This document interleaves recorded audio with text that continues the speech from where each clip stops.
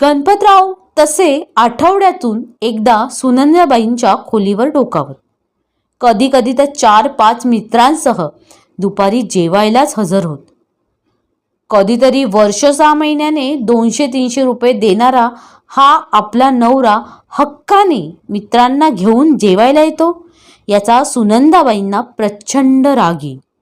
पण तोंडावर आपल्या नवऱ्याला काही बोलायची हिंमत त्यांच्यात नव्हती. आजूबाजूच्या लोकांना तमाशा नको म्हणूनही ती गप्प राही.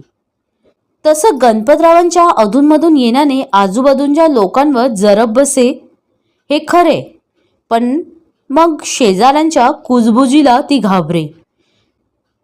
विशेषतः बायका बायका एकत्र बसून या सुनंदातच काहीतरी खोट असणार म्हणून तो बाप्या तिला सोडून गेला, नाहीतर कोणता नवरा असा भरल्या संसारातून उठून जातो, असलं काहीतरी बोलायला लागल्या की सुनंदाचा रागाचा पारा चढे.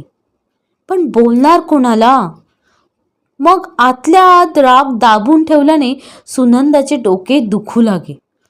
ज्या दिवशी सुनंदाबाईच्या कपाळावर कापडी पट्टी आवळून बांधलेली दिसे त्या दिवशी अख्ख्या चाळीला कळे की आज गणपतराव येऊन गेले आहेत. रात्रभर सुनंदा डोक्याला बाम लावून तळमळत राही.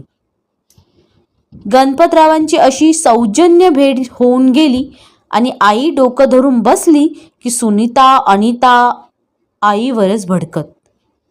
तू त्याला घरात का येऊ देतेस? चालता हो इथून म्हणून का नाही सांगत? छोट्या अनिताने एकदा आईला विचारलं. या दृष्टामुळे माझं सगळं आयुष्य बर्बाद झालं. मला त्याचा सूड घ्यायचा, सूड. लय भारी जाईल त्याला. एक दिवस साफच करून टाकणार मी त्याला. सुनीताची बडबड सुरू होई. असं बडबडण्यानं तिला समाधान वाटे, पण सुनंदाबाईचा जीव खालीवर होई. नाही म्हटलं तरी गणपतराव दादा तिचा नवरा होता, तिच्या टिळ्याचा धनी होता. वडिलांनी नवा संसार मांडून दुसरं बिराड केलं होतं आणि आपलं नुकसान केलं याची अडी सुनीताच्या मनात खोल होती. तिला तसं वाटणंही स्वाभाविकच होतं. ती मुळातच अशक्त. जन्मली तेव्हा तिला ॲनिमिया झाला होता. गणपतरावांच्या विक्षिप्त वागण्याचा ताण सुनंदाबाईंवरच नेहमीच असे, त्यामुळे त्या पुरे दिवस भरायच्या आधीच बाळंत झाल्या होत्या. पहिली मुलगी झाली म्हणून गणपतराव खूपच वैतागले होते. त्यांना वंशाला दिवा हवा होता.